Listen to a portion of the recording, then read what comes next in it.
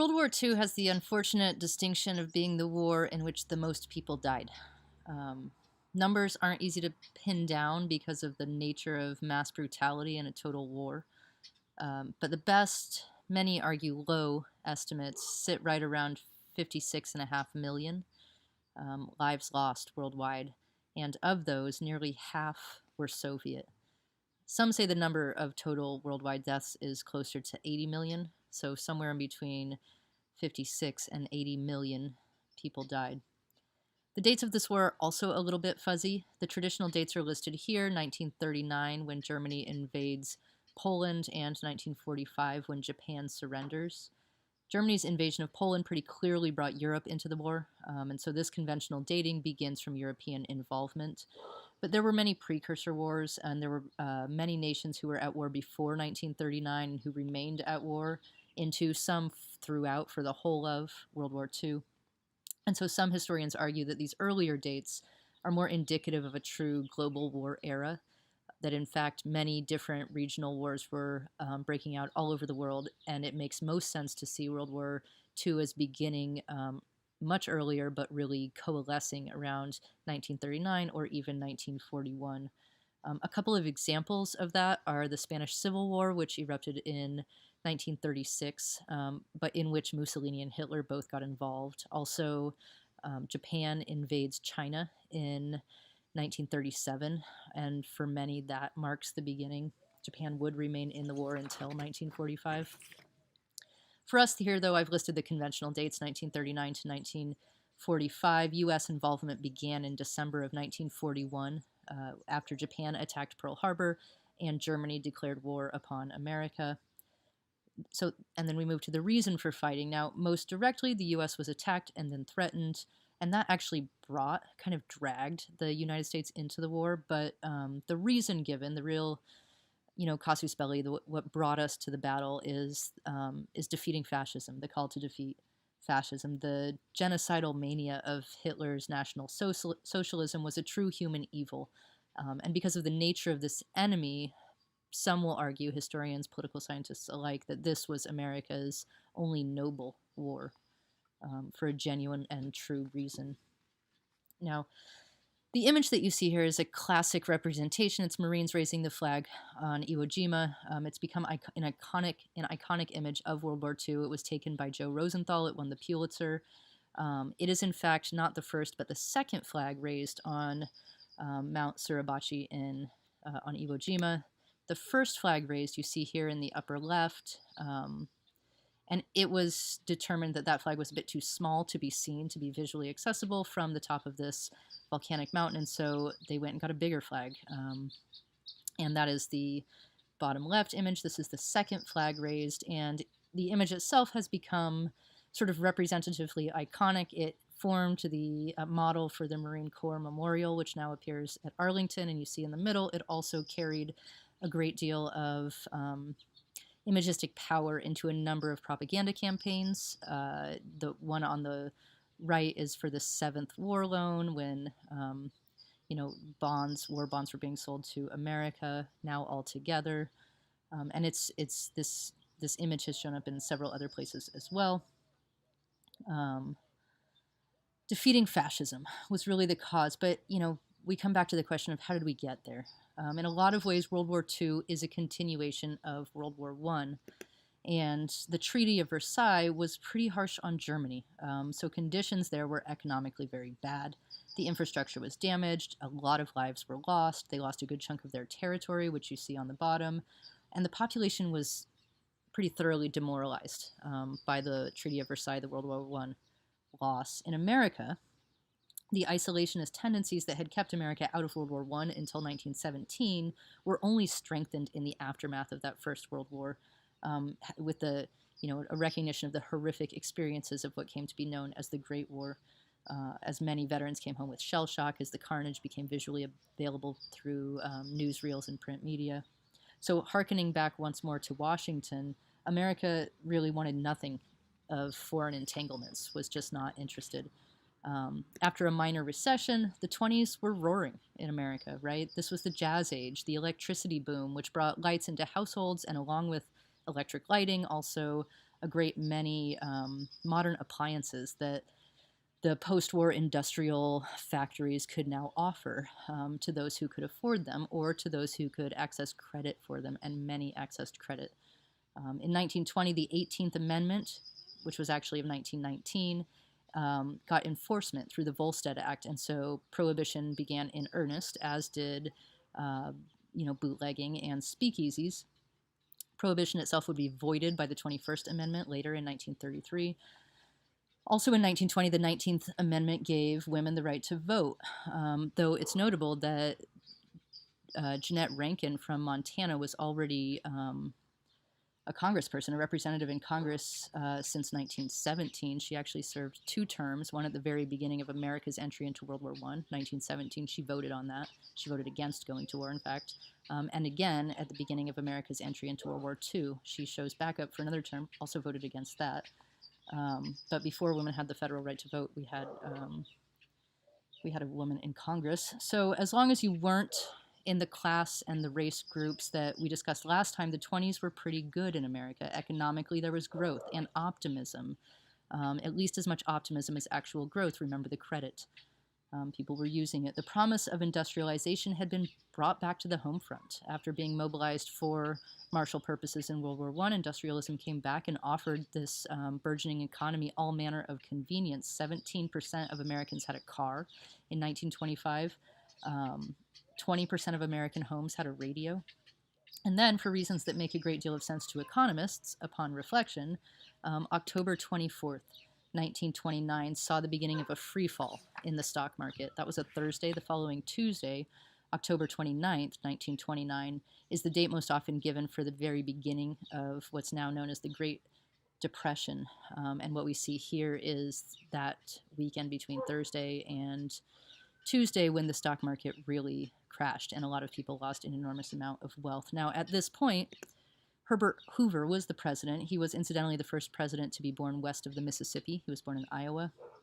And he was a self-made millionaire. That's who this guy was. And really, it seems self-made. He donated his presidential salary to charity. He was the one who would go on to make the Star-Spangled Banner the national anthem in 1931.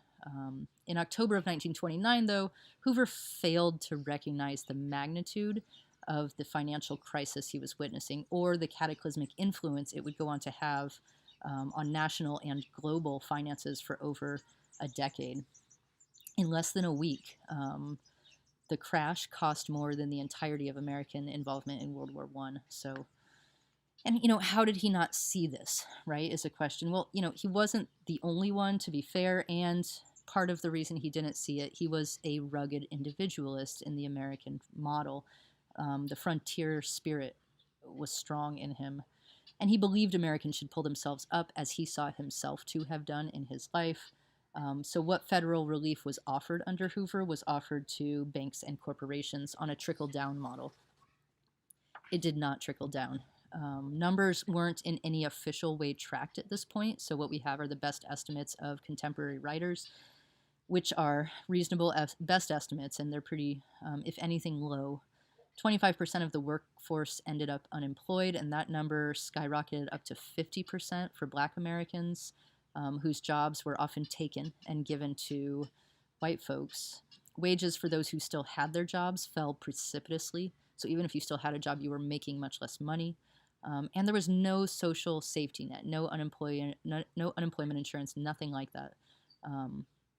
And to boot, in an historic drought, combined with the effects of unconsidered large-scale industrial farming, led to the Dust Bowl in 1930, driving 2.5 million people out of the farmland that had been known as the American breadbasket. So this was an extra, added on. This is 1930, and this, following immediately on the heels of a stock market crash. If you somehow missed it in high school, Steinbeck's Grapes of Wrath, that book, really does an excellent job of portraying this moment. Incredible loss.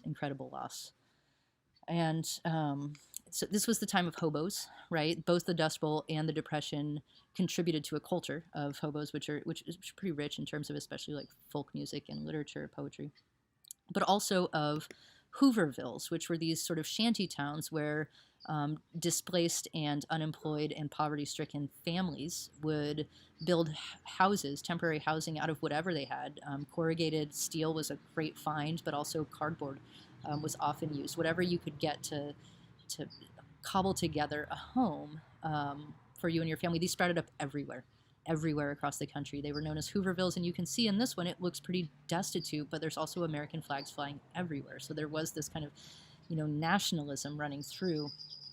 Anyway, they were known as Hoovervilles after President Hoover. Then there were what were known as Hoover blankets, which were newspapers.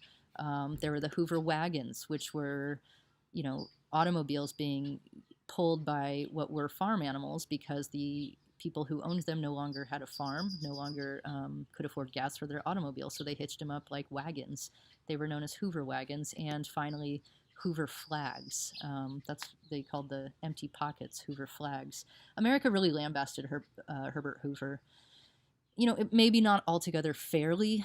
Could he have stopped the crash? Probably not. The forces were much bigger than him, but there was really a lot of suffering.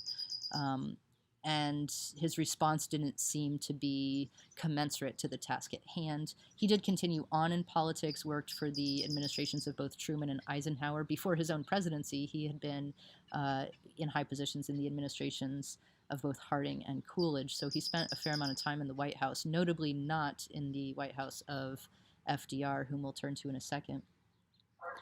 The Depression spread worldwide, and it played an incalculable role in leading a financially desperate and civically broken Germany to Hitler, who promised living space, right? And room and all the things that Germany felt that it was missing.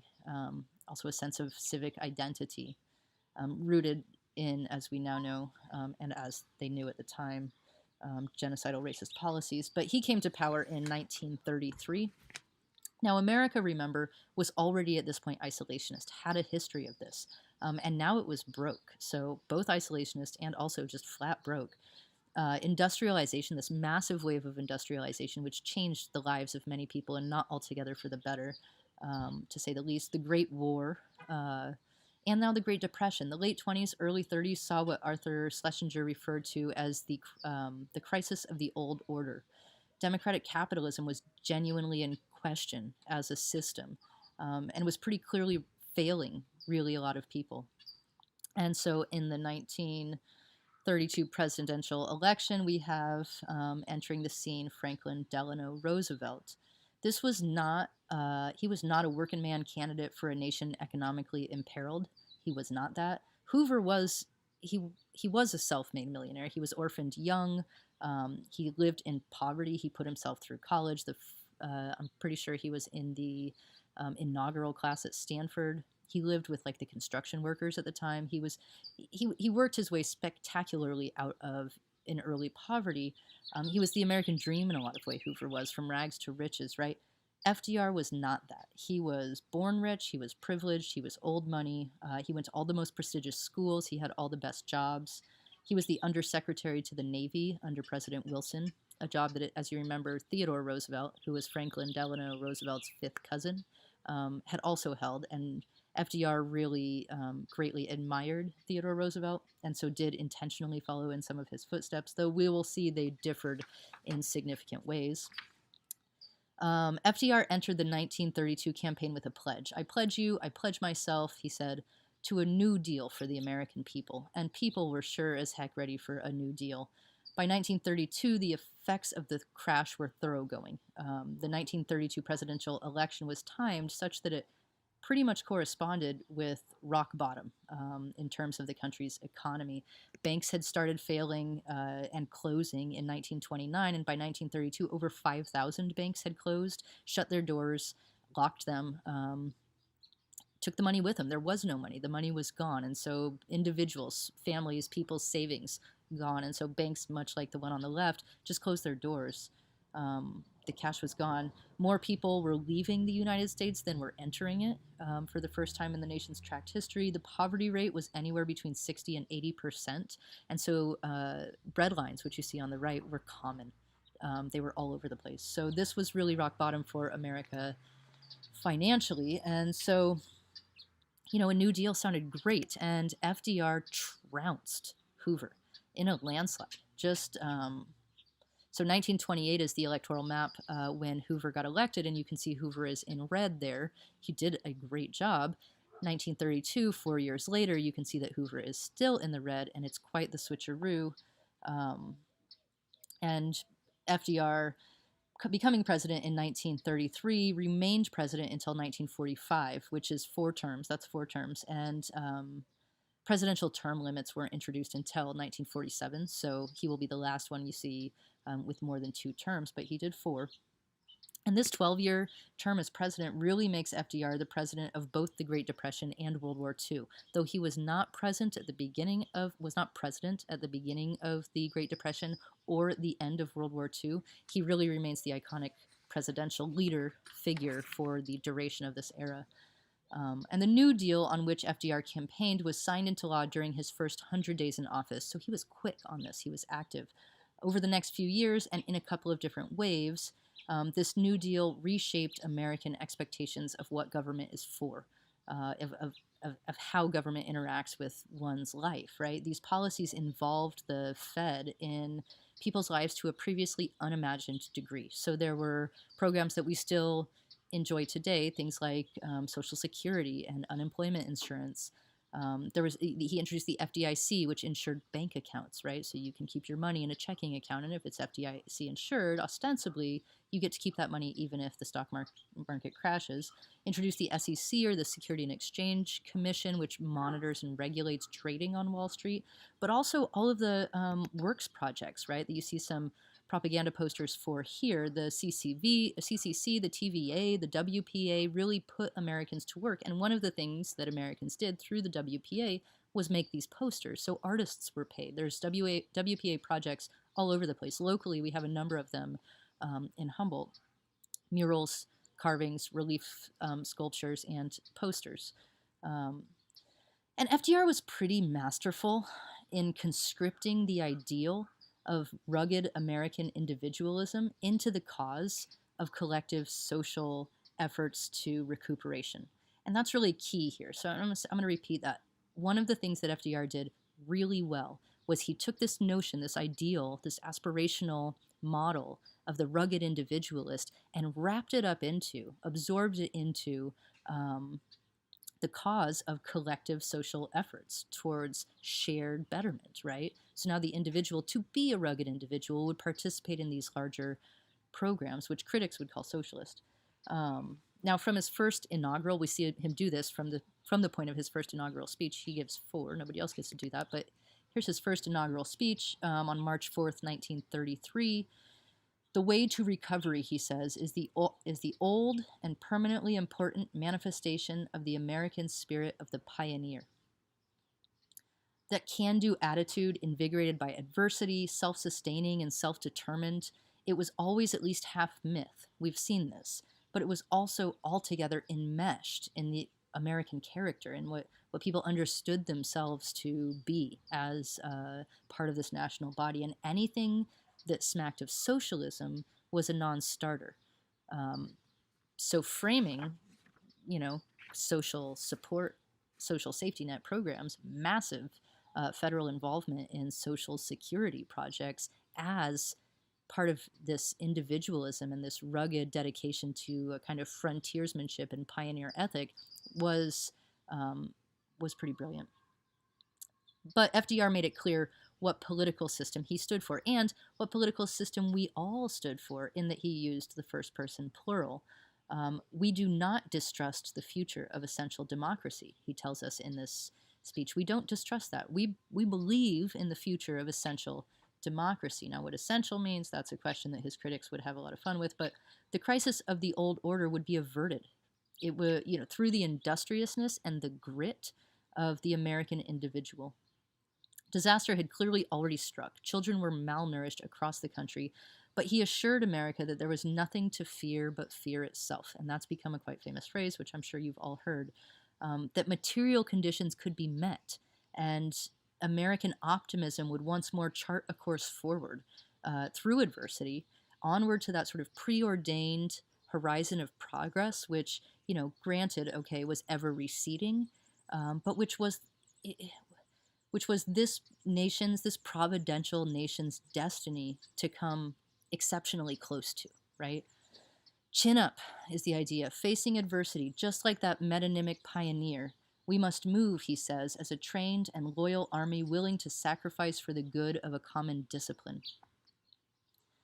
FDR helped Americans to see austerity as a virtue, adversity as a welcome challenge. Now, remember, they were facing austerity and adversity no matter what. So he helped to frame it as a part of a national culture that this was virtuous. This was a welcome challenge. This is something that helped us to continue to define this sort of ruggedly American frontier ideal. He, helped Americans to frame cooperation and collectivism as a manifestation somehow of America's rugged individualism, right? We would come together and through a massive bureaucratic social safety net, support the whole as a manifestation of our rugged individualism. It's brilliant. He says, we face the arduous days that lie before us in the warm courage of the national unity, with the clear consciousness of seeking old and precious moral values, with the clean satisfaction that comes from the stern performance of duty by young and old alike. Right? National unity, old and precious moral values, duty, right? Americans were called to face the challenges of the Depression and to embrace the massive new bureaucratic infrastructure of social programs, and at the same time, they were called by manufacturers and advertisers to embrace the American dream through all the material advantages that the nation's exceptionalism promised. And I just take a minute to look at these billboards. They were everywhere in America. The manufacturing, the National Association of Manufacturers put up a bunch of these, right? And we'll start at the upper left, right? Next time, try the train and travel while you sleep. It looks so nice and luxurious. Well, you notice that they're behind this billboard and using this billboard as wind cover is a family, and that's from Kern County, California, is a family living in a, personal single family Hooverville, right? This is a makeshift home, a tent kind of very temporary housing set up behind the billboard because they were homeless, right? This is part of the Dust Bowl migration. And then you have below that a fellow with clearly a pack on his back and staring at this. It's the American way, right? Freedom, opportunity, democracy, private enterprise. It was celebrating and selling Americans on something that the vast majority of Americans had no access to. And the right-hand image just nails it pretty gut-wrenchingly home. This billboard appeared all over America, and variations on it showed up all over America. The world's highest standard of living, right? There's no way like the American way with your sort of stereotypically white family and a clean car, 2 kids and a dog, right? And then you have a bread line. This is a bread line that's lined up beneath it with almost exclusively black faces. So all the material advantages that this nation's exceptionalism promised were still not being met by the people to whom they were being advertised, but they remain part of the narrative. Both strands ran along together. Over the coming years, spanning most of the 1930s, Americans continued to live under the pressures of an economic depression. And out of this came a real aversion to waste. On survivalistic grounds, so those of you who can remember Depression-era grandparents, you know that they treated the kitchen differently. They treated the shed differently. Right? Throughout the 30s, FDR would continue to call attention to the nation's suffering and would continue to frame it in terms of a national moral response. I see 1/3 of a nation ill-housed, ill-clad, ill-nourished, he said in his second inaugural. Earlier in 1934, no country, however rich, can afford to waste its human resources. Demoralization caused by vast unemployment is our greatest extravagance. Right? So to reframe the unemployment as itself a national extravagance, that this is something that we must tighten our belts and not allow to happen through a kind of collectivist project. Back to the second inaugural, the test of our progress is not whether we add more to the abundance of those who have much. It is whether we provide enough to those who have too little. Recognizing that, seeing that a less stratified financial world, one representing to a greater degree the equality of our founding principles, where equity would refer primarily to a more just distribution of power and resources, rather than referring primarily to the financial value one has held in capital investments, like how much equity is in your house, right? The idea was to shift that meaning and make, bring the notion of equity out of a spreadsheet and a record-keeping book and into the lived experience of people who simply didn't have enough. This is how FDR's narrative worked throughout most of his presidency. Hard work would redeem the rugged individualist from the demoralized state of the Great Depression.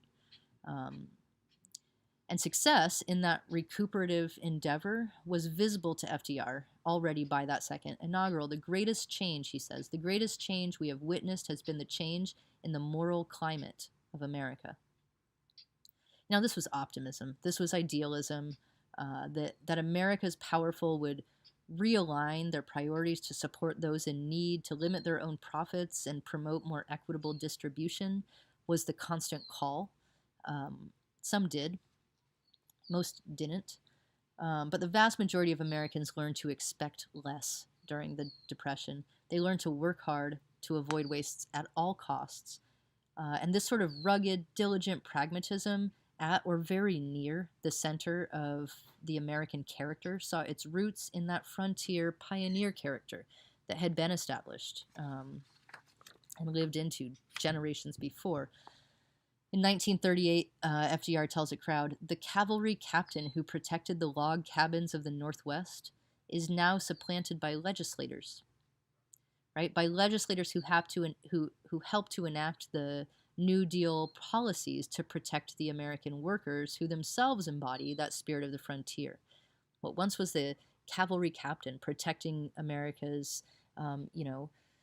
self-determination through warfare was now the legislator protecting Americans' self-determination through social programming, but in a newly industrialized frame. Because at the end of the day, all the adversity, all the demoralization, the working hard and expecting less and wasting nothing, it was still going to be answered. It was still going to be redeemed through industry, technology, manufacturing, and sales.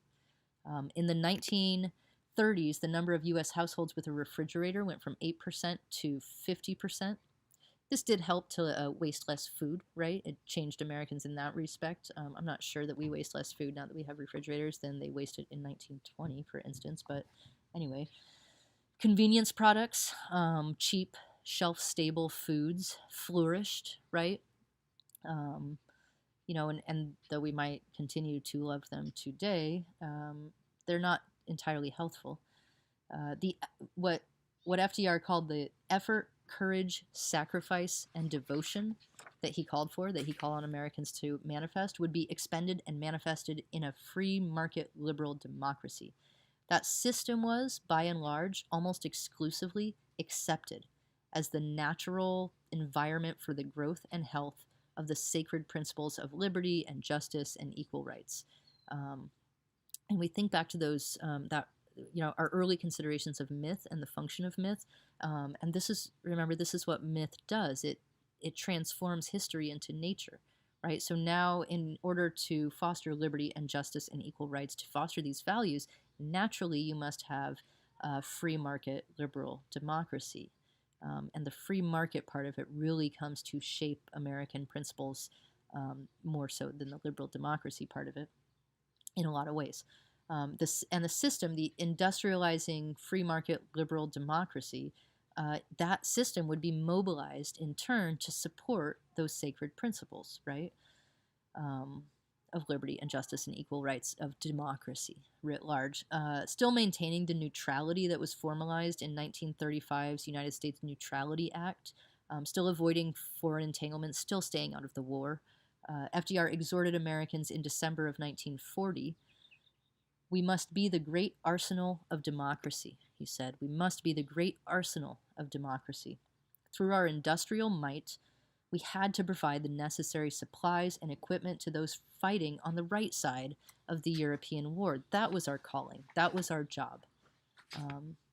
Providing these goods, especially to Great Britain, would enlist the labor of a depressed workforce and engage the infrastructure of a stagnating industrialism. It would be a move away from the isolationist foreign policy that America had since its inception tended towards, but that FDR, because he had been in direct conversation with Churchill this entire time, who was losing the war and pretty desperately, FDR had been trying to bend Americans away from that isolationist stance. Um, in September of 1939, in the 14th of those fireside chats, he gave these periodically, pretty regularly, and Americans would gather around their radios. And remember, we're now up to like 20% of Americans who had radios, right? By this point, a greater percentage, 30%, 35% of Americans have radios. And he holds these fireside chats. And on the 14th of those, in September of 1939, he says, in a fireside chat titled "On the European War," he says, "Passionately though we may desire detachment, we are forced to realize that every word that comes through the air, every ship that sails the sea, every battle that is fought, does affect the American future," right? FDR believed that the fates of the nations were interconnected, that that America couldn't meaningfully remain isolated from what was happening in Europe. And acting as the arsenal of democracy, through what was called the Lend-Lease program officially, America would shoulder its role. It would do its work. It would contribute with, as he said, the same sense of urgency, the same spirit of patriotism and sacrifice as we would show were we at war. A couple weeks after he called America to be that arsenal of democracy, to see our industrializing infrastructure and human resources as in service to and a necessary support for that highest of values, democracy, right? A couple weeks later in his 1941 State of the Union, FDR gives America a call to action that is more deliberately and more explicitly founded on and oriented towards a set of values, what he calls the 4 essential human freedoms: freedom of speech, freedom of worship, freedom from want, and freedom from fear. And we've seen that stamp on the upper right before he understood this to be a frontier upon which America was called to embody its pioneer spirit. America adopted these as mythic truths without hesitation. These were essential human freedoms, and they were they were worth mobilizing the nation for. That seemed clear to the nation. Roosevelt made the argument here for rejecting the post-World War I isolationism that had gripped the U.S., that had some in positions of power standing on firm anti-interventionist grounds. This is Europe's war, they said. This is none of our business. Let Germany do whatever Germany's going to do. They're the power over there. It's not us, and it's not our concern, right? That's the anti-interventionist stance that had a voice in the corridors of power. It had a voice in Congress. And anti-Semitism played into it pretty largely. Not always, but pretty largely. And by the end, it was difficult to maintain an anti-interventionist stance without, without being either anti-Semitic or like anti-human, right? As in, and that anti-Semitism showed up in Henry Ford's of Ford Motor Company, right? Motor Company, Henry Ford's Dearborn Independent, which was explicitly anti-Semitic, and it stood out in Charles Lindbergh's America First Committee. Now, a lot of committee members were upset that Lindbergh had sort of co-opted their anti-interventionist message and made it explicitly anti-Semitic. They were not down with anti-Semitism, some of them, but but Lindbergh was a very influential voice, and he spoke at their conference, at their committee meeting, and he argued that, and he spoke often, and he argued that British and Jewish forces were trying, quote, for reasons which are not American, to involve the U.S. in war. And the Jews, for Lindbergh, were especially a threat. They posed a greater threat through their, quote, large ownership and influence in U.S. industries, especially media industries, right? Banking industries. Of course, we don't condone their persecution, he said. And by this point, the death camps we already knew about those. Those were not sort of secret, right? We knew about the death camps. And he says, of course, we don't condone their persecution. Of course not. But the war is their business, not ours. So it's to this sort of anti-interventionist argument that FDR responds in that 1941 State of the Union. He says, we know that enduring peace cannot be bought at the cost of other people's freedoms. and we're looking for enduring peace, right? Accepting a peace with Nazi Germany would not be peace. He argued, and many people wanted him to do that. Nazi Germany was taking over Europe. Just make a deal with him, right? That was the argument. We are not getting involved. Sign a treaty. Make a deal, right? And FDR says, no, the dictator's peace is no peace at all. Like, we're not signing a treaty with them. He says such a peace would bring no security for us or for our neighbors. And then he goes on to quote Franklin in that quote that we've already looked at. Those who would give up essential liberty to purchase a little security deserve neither liberty nor security. And this seems to me a really powerful use of that quote. He's not arguing for war here in this speech in the 1941 State of the Union. He's not. This is almost a year before Pearl Harbor. America, on the whole, did not want to go to war. Could not imagine embroiling itself in that kind of sacrifice, having just made it through 10 years of severe economic depression. He's arguing for sending materials. That's it, right? And when the money runs out and the Allies can no longer pay, he's arguing that we keep sending them, right? You keep sending the tanks, you keep sending the ammunition and the guns, you keep sending the planes, you keep sending all of it. Because the war in Europe was trashing these 4 essential human freedoms, which everyone should have: freedom of speech and religion, freedom from want and from fear. Now, we know that those freedoms were not protected at home for a great many people. One example, Elbert Williams, secretary of his local NAACP chapter in Tennessee, was lynched in June of 1940. And in The Soul of America, a book by historian John Meacham, Meacham quotes the response that the Pittsburgh Courier, a newspaper of the time, published to Williams's murder. This is what the Pittsburgh Courier had to say. There is something definitely wrong about a so-called democratic government that froths at the mouth about terrorism abroad, yet has not a mumble of condemnation for the same sort of thing at home. That was 1940. Yet, as theologian and Professor Reinhold Niebuhr wrote in February of 1941, yet we believe the task of defending the rich inheritance of our civilization to be an imperative one, however much we might desire that our social system were more worthy of defense. In the first months of 1941, America was still in a depression. Though it was starting to come out of it, it was still in a depression. The 4 freedoms really captured the hearts and the minds of Americans, right? What we see at the bottom are the Norman Rockwell illustrations that were released, each with a corresponding essay responding to the freedom pictured, right? And there's a couple things we might note about them. These were very popular. This was Rockwell. He was the iconic illustrator of American life, right? Of the American mythos. And that what we can note about these pictures is that every single face in these pictures is white. We can note that. We can note that the freedom from want is not picturing some a family with enough food to not starve in a Hooverville, which were still very much part of American life. This is a picture with of a family with a very fat turkey and sitting at a table, with white linens, and it's an extremely mythic presentation. This was the dominant mythos of America at the time. What was projected in these freedoms that we stood for was a picture of white affluence and comfort, right? And also built into it, as from the beginning, freedom from fear. You have your last panel, and in the last panel, which represents freedom from fear, you've got futurity. You've got the children, right? It's not so much about whether I fear for my life, it's about whether my children fear.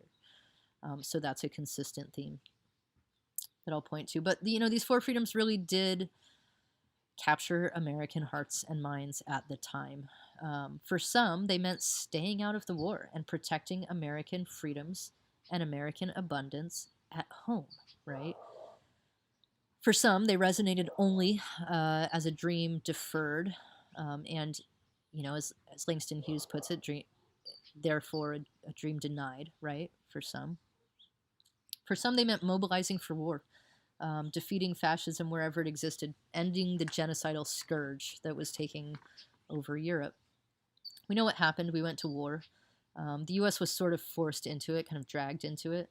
But the austerity of the Great Depression had prepared Americans to give a little bit, to do with a little less, in what became really the last American full scale societal mobilization for war. With World War II, we see the last time that Americans, on the whole and culturally, were asked and responded with, what were more inconveniences than actual sacrifices, but responded with um, an actual an actual giving up of something, an actual attempt to do with a little less. As we'll see, there was massive recycling campaigns to make sure that we had enough rubber and enough metal. Right, we'll look to that. A rationing not only by the government but by yourself. A kind of, this was the last time that American society was even asked to give anything up, and they did not have to give up much, but it's the last war where mobilization happens on a large scale societal format. And economically, doing with a little less didn't even last for long, right? Economically, World War II was good for America. So maybe the New Deal ended the Depression, right? Maybe all those social safety nets and programs that were meant to, care for the least among us, those who, through conditions that they were born with, conditions that they fell into, circumstances they have no control over, sometimes maybe some control. Anyway, people who didn't have the capacity to care for themselves or their families for a time or maybe for their lives, right? Those social safety nets that were meant to buoy up society, to sort of lift all boats by decreasing poverty, by encouraging these four freedoms, right? Especially the third one, right? Freedom from want, and therefore freedom from fear. Maybe all of those ended the Depression. Maybe our economy could adjust itself um, such that poverty wasn't going to win. Maybe. Probably not, though. Probably what ended the Depression was World War II. Between 1933 and 1941, the New Deal added $3 billion to the national debt. And that's the end of 1941, so really it's 9 years. In 9 years, the New Deal added $3 billion to the national debt. In 1942, the next year, defense spending added another 23 billion. So in 9 years, we get 3 billion to foster these freedoms in the domestic population. The 3 billion. The next year, in defense spending, 23 billion. And the year following that, 1943, 64 billion on top. And on and on and on and on into today. War is the health of the state, as Randolph Bourne told us back in World War I. And it certainly fosters the flourishing of a free market economy. It's questionable whether it fosters the flourishing of a true democratic economy. Next time we will turn to the war itself and to Eisenhower, to his leadership, his presidency, and especially through his goodbye address, his presidential farewell address. We'll turn to the ways in which he helped to shape American self-understanding and the context within which American values might be not only recognized but embodied.